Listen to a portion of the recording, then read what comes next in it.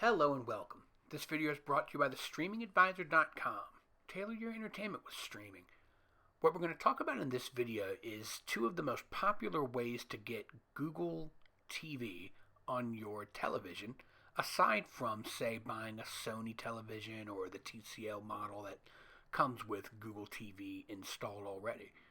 So what we're going to talk about is the Google Chromecast with Google TV and the NVIDIA Shield, which is sort of like a flagship type product. Both are similar but very different in important ways. Mostly it's the price and the storage and performance that separate them, because the operating system is pretty much the same on both, though there are some cool differences between the two. So, we're going to talk about the Google Chromecast with Google TV first. We're going to take you through some of the basics in the background, talk about storage and some of the features that you find on that, and then move from there to the NVIDIA Shield Pro so that you can get a feel for the differences. So starting off with the Google Chromecast, you'll see that it has a nice clean interface. You see not too many choices up top, kind of clear there. Its settings are available right in the right hand corner. If you jump in, you'll see your basics, and we're going to go down into the system and show you the about section, just so you see the model is Chromecast, just so that you know I'm not running this on something else. It is updated. It has, right now, as of February 2024, Android TV version 12. Inside its basic settings, you'll see screensaver, accessibility, Bluetooth, and Wi-Fi. It must be noted the Chromecast can only connect to the internet through Wi-Fi. There is nowhere to plug in an Ethernet cable for that sort of permanent physical connection. And that is important to note because that makes it different than the NVIDIA Shield in that way. You can use Bluetooth to hook up other controllers, especially game controllers. Its resolution is going to tap out at 1080p 60 megahertz. It all goes down to the basic of 480p, but in general, you're probably going to want to keep it at least true HD. You do see on HDMI it shows the CEC enabled. That's good because that'll work with TVs that have that available and jump straight into whatever you want to use if you use that system. It also has good accessibility options, and we're going to look at the storage. This is important. Internal storage 4.4 gigabytes. And we only have about 15 or 16 apps on this, and this is what I want to show you. The available storage is only 1.5 gigabytes with only 15 or 16 apps. And the thing is that the 16 apps are nothing special. They're sort of the standard things that you would expect to find on anybody's streaming platform, other than the redundant HBO Max with the Max app.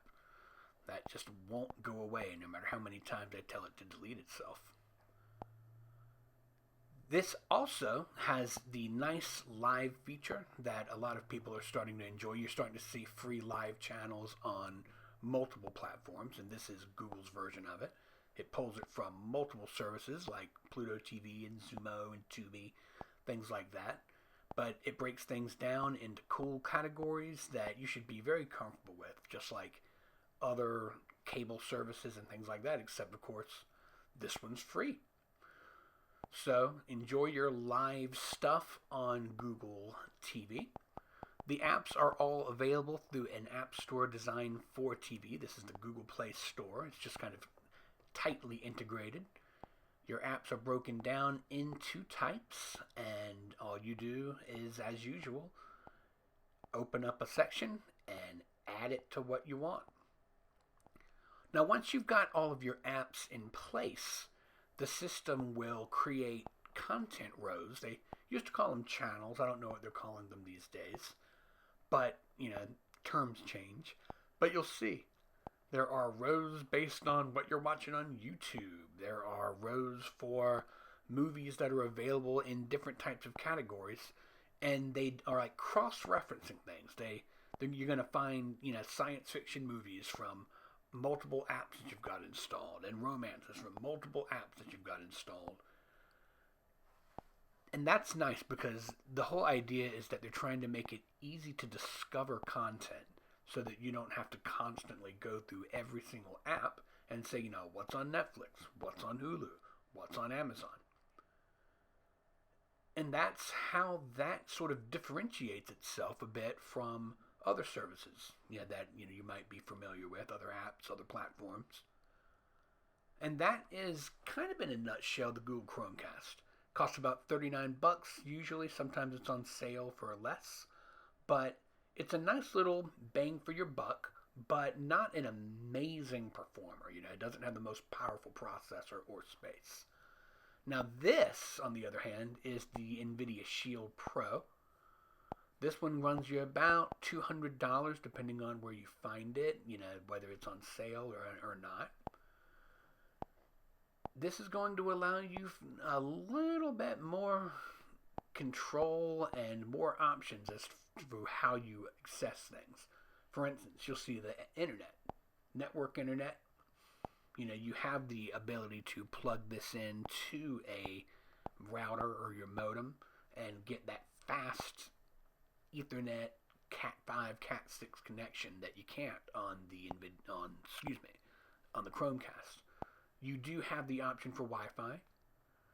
Your resolution options are basically the same, but this has the AI upscaling for, if you have a TV that's 4K or 8K, it will do everything it can to bring the images of whatever you're watching up to snuff.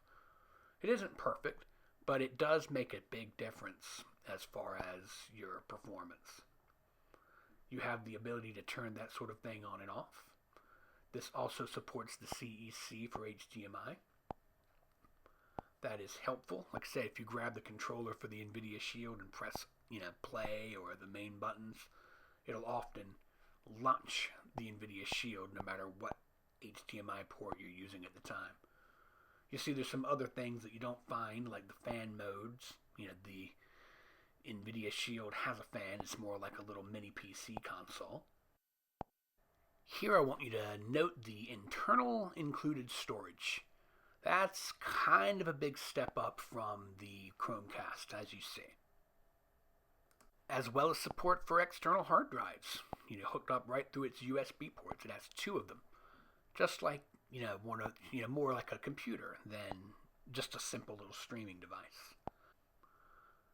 It also supports a full Plex server, so it has the choices to scan in your media, like the things that you've got saved on the console itself. So all of those features are considerably different.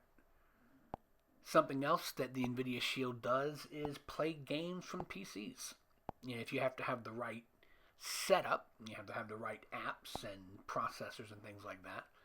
But it makes the NVIDIA Shield a very popular streaming device for your gaming computer, gaming PC set. It allows you to do all of the other things that you would expect to do with a streamer. It has all of the same apps that you can find on any Google Play device, and allows you to bounce around and set up a profile based on the things that you like to watch. Feel for, do you like action, do you like romance, things like that. The service customization will help you figure out what's going to show up on your front screen. This way you'll know where their channel recommendations are coming from. You can, of course, change the order of what is on your system. And you see, we've got a lot more apps on this device than we ever had on the Google Chromecast, because it's got a lot more space for it. The content discovery on the NVIDIA Shield is very similar but a little bit different than it is on the Chromecast because you've got an extra choice. The default home screen breaks things down with recommendations with specific apps in mind. You'll see, featured on Tubi, recommendations from your Plex server, recommendations from YouTube, recommendations from Netflix, things like that. This is going to use trending videos and things like that. You can control what is displayed on your screen with any of your installed apps. They make multiple rows. Some of them have a lot. I think YouTube, you can get like 5 or 6 rows of just things from that. But you'll notice, it lists the channels and the numbers in that settings. So again, they're trying to help you find stuff that they think you will like to watch. And if it turns out you don't want to watch it, you've always got the ability to take things off of the screen very easily. So, in general, this is a good, diverse way to look at content and find it. Like the Chromecast, it also includes the Live tab. Again, like I said, this is standard on Google TV devices, whether it's a television or a console or a dongle. But that is a cool feature, and it is built into the NVIDIA Shield, so you don't have to give that up for the extra power and the extra space. There really is a lot of content on these, in all of these little categories. It's very worth digging through, but, we've already talked about that. The shop section is Google's portal to purchasable content. They break it out easy enough for you so you can tell what it is that you're buying versus the things that are there to watch for free. This is a replacement for what used to be the Google Play Store. That got confusing, having a Google Play Store that was a store for content and a Google Play Store that was an app store. So they simplified it by just having a shop tab, and you see it breaks things down into the same sorts of categories you would find in any digital video movie store. You can buy TV shows, movies, you can rent things, you can find things on discounts. It's a nice little system if that's the way you want to do things, but always keep in mind, you never know when some company is going to change the way that you access digital content, as seen with Funimation and Crunchyroll. So, always remember that. If you're streaming, I kind of stick to streaming. If you want to hold on to content, I'd say buy the physical media. Now, something that you're noticing here is, just like the Chromecast, you can still access things based on various your content types. So if you go to Discover, you find the listings based on the sort of thing you want to watch instead of it being app specific. So in this one, just like the Chromecast, you can find adventure movies, romance movies, and things like that from across platforms. So, which one of those devices should you get? It's going to depend on your needs. If all you really want to do is just check out what's new on the basic apps, a Chromecast will really do you just fine, especially if you have good Wi-Fi, something to 200 megabytes per second, something along those lines. You'll be able to stream everything in high quality with no problem. But if you're looking for a better performance, you can't go wrong with the NVIDIA Shield Pro. It is definitely more expensive. I mean, like $150 more expensive. But if you need the space, if you want to have the Plex server, if you want the ability to hook up the external hard drives, and even more, being able to play PC games on a television with very low to almost unrecognizable latency, the NVIDIA Shield is a definite. I think of it as the streaming device for PC gamers and people who want just the high quality video and audio. But again, it's all up to you. You definitely don't need to go overboard if that's not what you need. But I've been very, very happy with the abilities that the NVIDIA Shield has. You can read up more about it on its website because there's other things that it does that I just didn't dive into to keep this video from going on too long. I hope you found that helpful. If you did, please subscribe to our channel. Share this video with your friends who are looking for new entertainment options. And if you have any questions, please leave them in the comments. If you have other ideas for videos, let us know. Sometimes we base our best videos on things that people have asked me, either personal friends or questions in the comments.